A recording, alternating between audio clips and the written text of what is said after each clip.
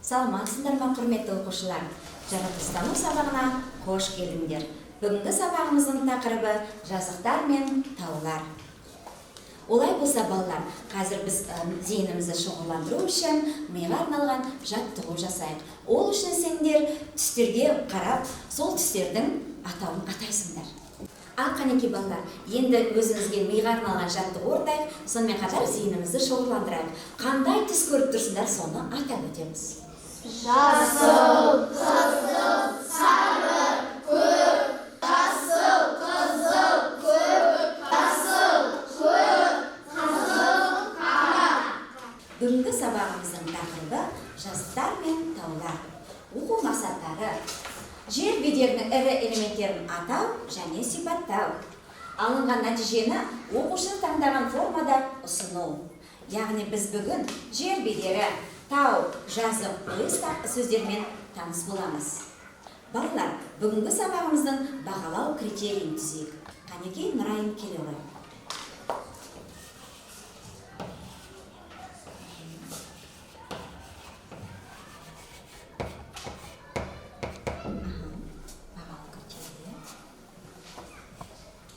Қандай? Мәтінді түсінді. Тірек сөздерді теріп жазу. Осы абай сөйлеші. Сен қандай? Сен білесің. Сөздік жұмысы. Екінші. Сөздік жұмысы. Сөздік жұмысы келе ғой. Жақсы.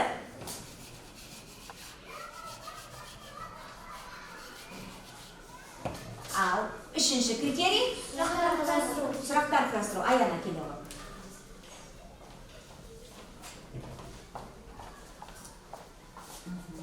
Яғни бүгінгі тақырып аясында біз сөздік жұмысын жасаймыз және сұрақтар құрастырамыз. Төртінші критерий бүгінгі сабағымызды танысып өтейік. Балалар, оқулықтарындағы бүгінгі тақырыбымыз бойынша жазықтар мен таулар бойынша мәтінмен танысып шығайық. Ол үшін біз бүгін жер бедері туралы және жер бедерінің таулы және жазықты болатындығы туралы танысып өтеміз. Осы бойынша өз білімдеріңді қызықты етіп іздену үшін бар зейіндеріңді оқулықпен мәтінді түсініп оқып, тірек сөздерді теріп жазамыз. Кім оқиды мәтінді? Тез-тез. Нұрайым, бастаймыз, я? Жақсы. Шеттен оқушастыр. Бір-бір сөйлемнен оқиық онда, я? Солай істейміз ба? Жер бетінде жан-жағында су қоршап жатқан құрлықтағы жердің бойлы қырлы пішіндес жер бедері дейміз. Жер бедері таулы және жазықты болып бөлінеді. Жер бедері биік жерді тау, ал тегіс жатқан жерді жазық деп аталады. Орташа және аласа болып бөлінеді. Бірнеше тау жотасы бірігіп тау жүйесін құрайды. Әлемдегі ең ірі тау жүйелеріне Гималай, Тянь-Шань, Альпі, Кортле, Ан таулары жатады. Олар биіктігімен ғана емес, мұздығымен де ерекшеленеді. Аласа тауларда мұздық болмайды. Оларда негізінен шөп тау жауып жатады. Мұнда тауларда сарыарқа таулары жатады. Айдина. Жазықтар тегіс және төбелі болып көрінеді. Елімізде Батыс Сібір жазығы, Тұран ойпаты, Каспий маңы ойпаты деген үлгерімді жазықтар бар. Олар шабуылшылыққа Үш-ақ сөйлемдерінен өткен ғой. Так. Айша ол берді. Олар шаруашылыққа өте қолайлы. Жазық жерлерге елді мекенде орналасқан төмен жатқан жері ойыс деп аталады. Еліміздің ең терең ойыс Қарақия ойысы. Тамаша, керемет. Ондай оқушылар, бүгін біздің жаратылыстану сабағында сендерге мен арнайы кіру билетін дайындадым. Мұнда біз өтілген тақырыптарымыз, материктер мен мұхиттарға байланысты тапсырмалар берілген. Орындаған жағдайда сендер бүгінгі сабағымызға кіру билетін алатын боласыңдар.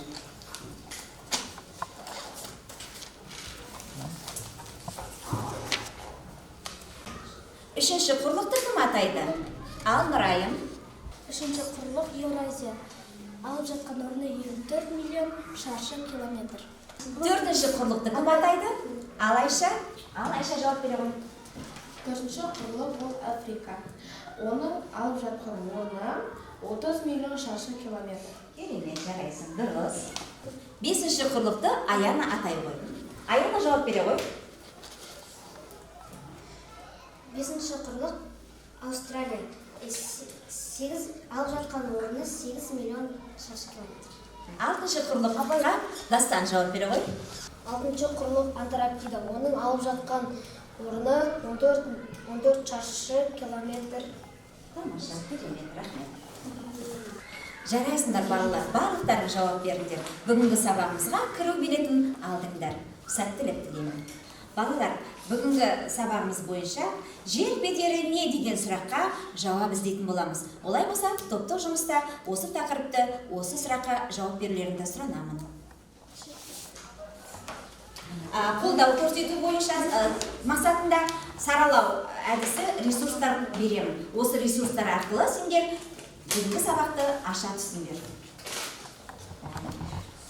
Әртүрлі тақырыптарда берейік.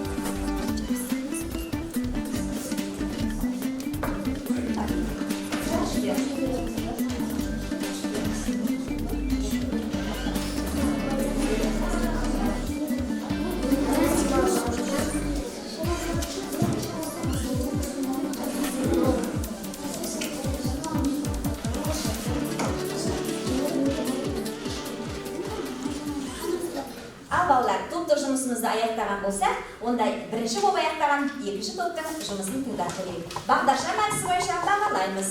Келдер. Біздің тобымыздың аты жүйелу, ал тақырып жер бедері деген. Жер бедері екі топқа бөлінеді: жазықтар мен таулы жерлер. Таудың ең биік нүктесі шың деп аталады. Әлемдегі ең ірі таулардың жүйесіне кіретін Гималай, Альпі, Тянь-Шань, Кордильер, Аны. Әлемдегі ең биік шыңы Гимал Эверест деп айтылады. Аласа таулар 1000 метр болады. Орташа таулар 2000 метр. Биік таулар 8848 метр биіктікте болады. Тамаша. Енді картаға қарайтын болса, біздің картада, Қазақстан картасында жазықтар сары түске боялады, ал ойпаттар жасыл түске боялады. Ойпаттар жасыл түспен боялады екен. Ал таулар қай түспен боялып көрсетіледі картада? Қоңыр түспен көрсетіледі екен. Аласа таулар сары, ал қыраттар мен үстірлер ашық сары түске боялады. Тамаша, рахмет. Каспий ойпаты қай жерде орналасқан? Соны Диас көрсетіп өтші. Каспий ойпаты Ақтаудың жанында орналасқан. Тамаша, керемет. Екінші топтың жұмысын бағалайық. Жақсы. Ал, рахмет. Келесі үшінші топтың жұмысын тыңдайық. Біздің тобымыз алау тобы деп аталады. Жер бедері дегеніміз не? Жер бедері екіге бөлінеді: таулы жерлер және жазықты жерлер. Таулы жерлер қырат болып келеді, ал жазық жерлер тегіс болып келеді. Таулы жерлерде көбінесе мұз болады. Ал жазық жерлерде көбінесе шөп болады. Және ол жерде Жазық жерде өте қолайлы. Жақсы. Тағы. Достар, тау жазыққа айналуы мүмкін бе? Жоқ, менің ойымша тау жазыққа айналуы мүмкін емес.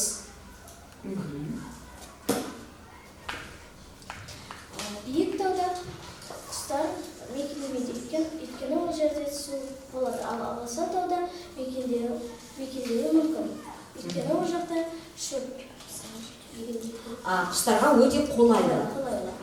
Қанекей балалар, үшінші топтың жұмысын бағалайық. Ал балалар, топтық жұмыс барысында айтылған мәліметтердің барлығына толыққанды келісесіңдер ме? Әлде ұсыныстарың бар ма? Алып қосарларың бар ма? Қанекей? Үшінші топ сарыарқаны айтып өтсе болар еді. Жарайсың. Оның жерлері Аласа тау немесе Қырат пен Үстірт деп айтса болар еді. Жақсы, керемет.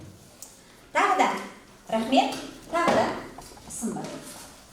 Таудың ең төмен нүктесі ойыс деп аталады. Міне осы аталмай өтті бізде, иә? Керемет. Қанекей балалар, енді сендерге қарқынға байланысты 1 минутта саралау тәсілі жұмыс қарқынын анықтау үшін сендерге сәйкестендіру стратегиясын дайындап келдім.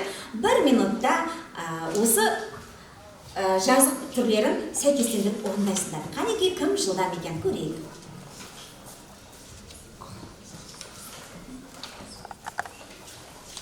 Екеуден беріп қастарына беріп сәйкестендіреміз. Қанекей біз мұқият орындайық. 1 минут беріледі. Ойыс 0 - метр. Ойпат 100 метр. Жазық 200 метр. Үстірт 300 метр. Қырат 500 метрді құрайды. Балалар, өзін-өзі бағалау, өзін-өзі тексеру үшін өз жұмыстарыңды тексеріп шығыңдар. Барлық жауабы дұрыс болған оқушы алдарында күннің тұр ғой, сол күнді көтересіңдер, жарай ма? Кім қанша баға алды екен? Жарайсыңдар. Жарайсыңдар, тамаша. Тексеріп алдық, иә, жұмыстарымызды? Баға дұрыс шықты ма? Біз барлығымыз сендерге серікті сәтінде тауға саяхатқа шығайық. Қанекей, еркін отырайық, көзімізді жұмып, саяхатқа дайындалды. Номері 27-ші Мәртөбе жалпы орта білім беретін мектебінің 4-ші А сынып оқушылары саяхатқа шықты. Тауға қарай беттейік. Бүгін біз тауға саяхатқа шығайық. Қазақ еліміздің Сарыарқаның тауында табиғатты тамашалап, ағаштар мен гүлдерді, бұлттар мен астасқан армандарымызға қол жеткізіп келейік. Ауасы қандай мұздай, бұлақтың сылдыры қандай тамаша, құстардың дауысы естіледі. Керемет балалар, айналар сап-сары, қып-қызыл, сап-сары, қызғалдаққа, сарғалдаққа боялған, кремдей оранып жатыр. Таудың бастарында мұз қыраттары бейнеленген. Балалар, мұздықтарды қараңдаршы, қандай суық екен, иә? Ай, мұздан ұстап көрейікші, қатты екен. Қолым жаурап кетті. Балалар, таудан төмен қарай түсейік. Гүлдерді қараңдаршы, балалар, гүлдерді иіскейікші. Қандай керемет. Бүгінгі саяхатымызда біз өз бойымызға мейірімділікпен, аса бір қуанышпен, жаңа сезіммен мектебімізге оралайық, сабағымызды жалғастырайық. Балалар, мектепке келді, саяхат аяқталды. Қош келдіңдер. Ал балалар, тауға саяхат жасаған ұнады ма? Тамаша. Ал құрметті оқушылар, енді біз жаңа топтық жұмыста сендер бүкіл мағлұматтарды айтып өттіңдер. Енді қаншалықты меңгергендеріңді дәптермен жұмыс істеу барысында анықтаймыз. Жазық бедері дегеніміз не? Оның түрлеріне толық тоқталып отырмыз.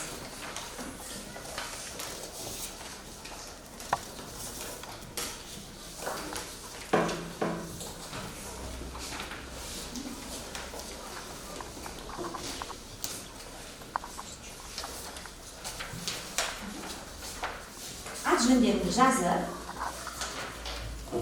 Кімге бересің ба? Менде жәресі бар. Дәптермен жұмыс жасап орындаймыз.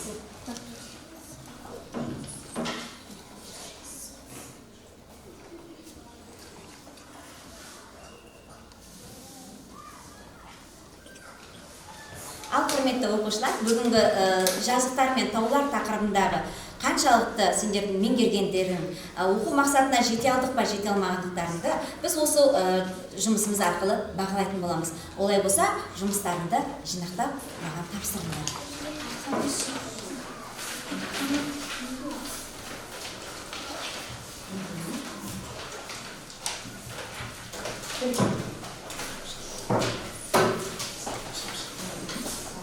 Ар жөнleri жазылды ғой, ертең бана келе ғой.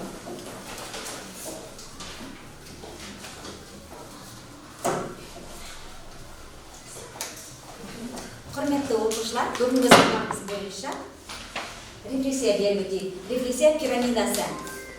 Сіз бұрыннан білетін 4 нәрсені жазып өтеміз. Сіз үйренген 3 нәрсе, бүгінгі сабақта не үйрендік 3 нәрсені жазамыз. Сіз көбірек білгіңіз келетін 2 нәрсе атап өтесіңдер. Және есіңе сақтау керек маңызды 1 нәрсе. Осыны қағаз бетіне түсіріңдер. Айтауы. Сіз бұрыннан білетін 4 нәрсе. Жазықтар мен таулар, материктер, пайдалы қазбалар, көмір, мұнай, тас көмір. Тамаша, керемет, рахмет. Келесі, сіз үйренген 3 нәрсе. Жазық түрі, тау түрлі, пайдалы қазба үйренді. Тау, орташа тау, биік тау. Тамаша, керемет. Жазықтар мен таулардың түрлері. Жазықтар мен Таулардың түрлері. түрлері. Жақсы. Ал?